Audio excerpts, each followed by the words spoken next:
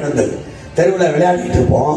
சின்ன குழந்தையா இருக்கும்போது எனக்கு நடந்தது. எங்க அம்மா அப்படி போகும்போது, ஐயா ஐயா பசியோடு இருக்காதையா, ஏறு பொழுது மயக்கம் வந்துடும், சாப்பிட்டு போய் விளையாடியா. சரிம்மா. அப்புறம் விளையாடிட்டு திருப்பி வந்து, ஐயா சொல்றேன்னு கேள்வி அப்படின்னு சாப்பிட்டு வந்துறியா. இந்த விளையாடிட்டு இருப்போம். அம்மா சொல்றது சாப்பிட்டு போய் விளையாடுப்பா. விளையாட மாட்டா, விளையாடிட்டே இருப்போம்.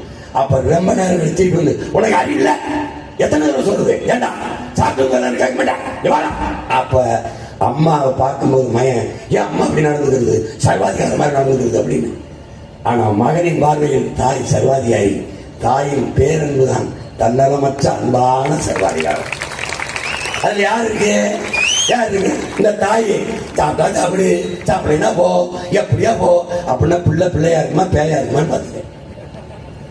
இந்த தாயின் பேரன்பில் தான் ஒரு மகன் ஆக சிறந்த மனிதனாக உருவாகிறான், வளர்கிறான். ஆசிரியரின் கண்டிப்பும் தாயின் வழக்கும் தான் ஒரு மகனை மனிதனாக மாற்றுகிறது. அதுக்கு பேர் தான் தன்னலமற்ற அன்பான சர்வாதிகாரம்.